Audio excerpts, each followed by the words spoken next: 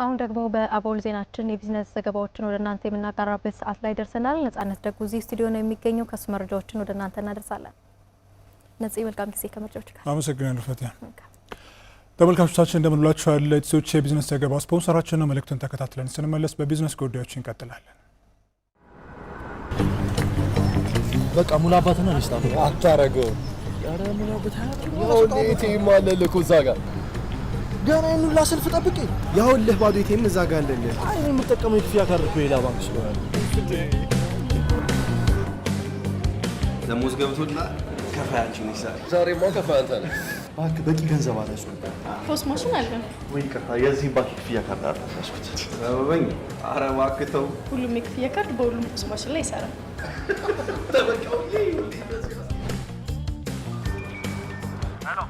መዋጮ አንስተልኝ በዛው በእናትህ ምንም ብር የለም አሁን እጄ ላይ እንዴ። ያው እንደዛ ጋር እኮ ኢቲኤም የኔ ክፍያ ካርድ እኮ ግን እዛኛው ማሽን ላይ ይሰራል።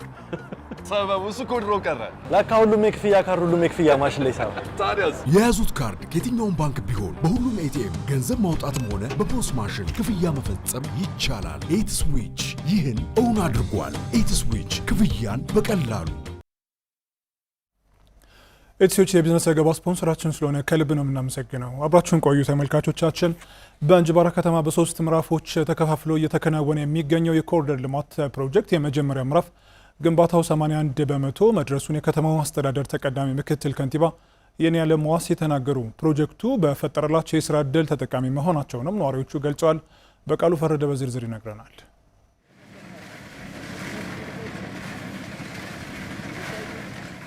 4.6 ኪሎ ሜትር የሚሸፍነው በእንጅባራ ከተማ እየተከናወነ የሚገኘው የኮሪደር ልማት የመጀመሪያ ዙር ግንባታ በመፋጠን ላይ እንደሚገኝ ተገልጿል። በኮሪደር ልማት ግንባታው የስራ ዕድል የተፈጠረላቸው ወጣቶች ፕሮጀክቱ ለበርካታ ስራ አጥ ወጣቶች ሰፊ የስራ ዕድል በመፍጠር ራሳቸውንና ቤተሰባቸውን ለመደገፍ እንዳስቻላቸው ገልጸዋል። ኮሪደር ልማት እንጅባራ ላይ በመሰረቱ አንደኛ ስራ የሌለውን ማህበረሰብ በስራ አብቅቷል። ሲቀጥል ደግሞ ለከተማው ውበትና ድምቀት ይሆናል። አሁን 4-5 ወሬ ነው እየሰራው ነው። በጣም በአግባቡ ቤተሰብንም እየመራው እኔም እየተጠቀምኩ እገኛለሁ። ኮሪደር ከመጣ ቢቀጥልን ደስተኛ ነን። የእንጅባራ ከተማ የኮሪደር ልማት ፕሮጀክት መሐንዲስ አቶ ያሬድ ሙልጌታ በሰጡት አስተያየት የፕሮጀክቱ የመጀመሪያ ዙር ግንባታ በአብዛኛው መገባደዱን ገልጸው ቀሪ ስራዎችንም በአጭር ጊዜ ውስጥ ለማጠናቀቅ እንደሚሰራ ተናግረዋል። ስራው አጠቃላይ ያው ባጀቱ እስከ ያው 210 ሚሊዮን ብር አካባቢ ነው። አጠቃላይ አሁን ላይ 80% ሸፍነናል። ቀሪውን በዚህ በአጭር ጊዜ ውስጥ እስከ ሰኔ በቃ ምንም የሚቀር ያው ሳር ተከላና የተለያዩ ነገር የሚለቀሙ ስራዎች ይቀራሉ እንጂ 10-20 ድረስ በቃ እንጨርሳለን ብለን እንዲያድርገን አቅደን እየተንከሳቀስን ነው ያለ እየሰራ። የእንጅባራ ከተማ አስተዳደር ተቀዳሚ ምክትል ከንቲባ አቶ የኔዓለም ዋሴ ፕሮጀክቱ ከተማዋን ወደ ዘመናዊነት የሚያሸጋግር መሆኑን ጠቁመው የመጀመሪያው ምዕራፍ አፈጻጸም 81 በመቶ መድረሱን ገልጸዋል። በአጠቃላይ የኮሪደር ልማቱ እንግዲህ እንጅባራ ከተማን አንድ እርምጃ ወደፊት የሚያሻግር በተለይም ደግሞ ማህበረሰቡ የተረጋጋ ኑሮ ብቻ ሳይሆን ዘመናዊ የሆነ ከተማ ተፈጥሮ የአየር ንብረቷም እንደምታዩት ምቹ ናት። ይህንንም ታሳቢ ያደረገ ስራ ነው እየተሰራ ያለው። በ40 ሜትር ስፋት እየተሰራ ያለ ሲሆን ይህ 40 ሜትር ስፋት ጥራቱን በጠበቀ መልኩ እየተሰራ ነው። እንደምታዩት አሁን 81% አካባቢ ደርሷል የመጀመሪያው ምዕራፍ። ተቀዳሚ ምክትል ከንቲባው አክለውም ህብረተሰቡ ለፕሮጀክቱ እውን መሆን እያደረገ የሚገኘው ሁለንተናዊ ተሳትፎ የሚደነቅ መሆኑን ነው የገለጹት። ጥራት ባለው መልኩ እንዲሰራ ማህበረሰቡ የነበረው ድጋፍ እጅግ በጣም ከፍተኛ ነው የነበረው። እጅግ በጣም ልዩ የሆነ ስራ መሰራት አለበት ብሎ ህብረተሰቡና አመራሩ በደመደመው መሰረት ማህበረሰቡ ከፍተኛ እገዛ አድርጎልናል። ከዲዛይኑ ጀምሮ እዚያ ላይ ሀሳብ ከማውጣታት ጀምሮ ማለት ነው።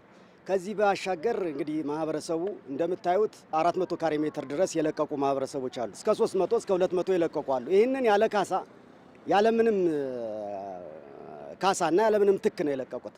ይሄ የማህበረሰቡ ተሳትፎ እጅግ በጣም የሚገርም ነው የነበረው። ለዚህ ለኮሪደር ልማትም ጭምር አሁን ላይ 30 ሚሊዮን ብር አካባቢ እገዛ ያደረገበት ሁኔታ ነው ያለ። በመጀመሪያው ምዕራፍ የግንባታ ስራ ከ400 በላይ ወጣቶች የስራ ዕድል እንደተፈጠረላቸው የገለጹት አቶ የኔዓለም ዋሴ የመጀመሪያውን ዙር በጥራት በመፈጸም ቀጣይ ምዕራፎችንም ለማከናወን ርብርብ እንደሚደረግ አመላክተዋል። መንግስት ነዳጅ በበቂ ሁኔታ እያቀረበ በመሆኑ ስርጭቱ በፍትሐዊነት እየተከናወነ ነው ሲሉ በደሴ ከተማ የሚገኙ አሽከርካሪዎች ተናገሩ። የከተማ አስተዳደሩ ንግድና ገበያ ልማት መምሪያ በህገወጥ ስራ የተሰማሩ ግለሰቦችን ለህግ የማቅረብ ስራ እየተሰራ ስለመሆኑ ማስታውቀዋል። ለሳላዲን ሰይድ በዝርዝር ይነግረናል። በዓለም አቀፍ ደረጃ ተፈጥሮ የነበረው የነዳጅ እጥረት በበርካታ ሀገራት ላይ ኢኮኖሚያዊና ማህበራዊ ቀውሶችን ፈጥሮ ቆይቷል። መንግስት ነዳጅ በበቂ ሁኔታ እንዲገባ ማድረጉን ከገለጸ በኋላ መሻሻል ማሳየቱን አሚኮ ያነጋግራቸው በደሴ ከተማ የሚኖሩ አሽከርካሪዎች ተናግረዋል። ወር 2 ወር ድረስ የማናገኝበት ጊዜ ነበረ። አሁን ሰሞኑን ግን በጣም ተሻሽሏል። በዙ ይቀጥልበት። በሳምንት እያገኘን ነው። ኦልሬዲ አሁን ሰኞ ነበር የደረሰ፣ ዛሬ ቅዳሜ 6ኛ ቀኔ ነው ማለት እና በጣም ተሻሽሏል። አንድ ወር ከምናምን ቁም ያለሁኝ ከዚህ በፊት በነበረበት ማለት ነው። አሁን ግን በየ8 ቀኑ እያገኘሁኝ ወደ ስራ እየገባሁ 4 ቀን ሰርቼ በ8 ቀኑ ደግሞ ያገኘሁ ናፍጣ ቢያንስ ማለት ነው። በኩፖን ነው ነገር በመርሃ ግብር አለን። በየ8 ቀኑ እየመጣን እየቀዳን ነው። በደሴ ከተማ የተባበሩት የነዳጅ ማደያ ኦፕሬተር ታደሰ ወልደ ጊዮርጊስ ተፈጥሮ የነበረው የነዳጅ እጥረቱ በከተማዋ ላይ ተጽዕኖ ፈጥሮ እንደነበር አስታውሰዋል። አሁን ግን በማደያው በቂ አቅርቦት በመኖሩ ለተሽከርካሪዎች በተዘጋጀላቸው ኩፖን አማካኝነት እየተስተናገዱ መሆናቸውን ተናግረዋል። እንዳመጣጣቸው ነው። አሁን ቤንዚሎች ኩፖን በ2 ቀን 1 ቀን የሚሰጣቸው ባጃጆች አሉ። ለቤት መኪኖች በ15 ቀን በ8 ቀን አንድ ጊዜ የሚሰጣቸው አሉ። ታክሲዎች ደግሞ ያው በማህበራቸው ወሎ ማህበር የሚባልና ጦሳ ማህበር የሚባል አለ፣ ይከፋፍላል። በዛ የራሳቸው ማህበሮቹ ደግሞ አስተባባሪዎች አሉ። በእነሱ አማካኝነት እድላቸውን እየተሰጠነ ያለ የደሴ ከተማ አስተዳደር ንግድና ገበያ ልማት መምሪያ ኃላፊ ዮናስ እንዳለ በከተማዋ በሚገኙ የነዳጅ ማደያዎች ለተሽከርካሪዎች ነዳጅ የማቅረብ ስራ እየተከናወነ ነው ብለዋል። መንግስት በቂ የሆነ ነዳጅ ወደ ሀገር ውስጥ ማስገባቱን ተከትሎ የነዳጅ አቅርቦት መሻሻሉንም ጠቁመዋል። መንግስት መግለጫ ካወጣ ወደዚህ በጣም ተሻሽሎ ብዙ አገልግሎት እየሰጠን ያለ ነው። አሁን ዛሬ ላይ ኦልሞስት ወደ 6-7 ማደያዎች ላይ አገልግሎት እየሰጠን ያለ ነው። እዚህ የምታዩት የከተማ የህዝብ ትራንስፖርት አገልግሎት የሚሰጡ ተሽከርካሪዎች ናቸው እየተስተናገዱ ያሉት። ሌላ ቦታ በተመሳሳይ ሌሎች ተሽከርካሪዎች አገልግሎት እያገኙ ነው ያለው።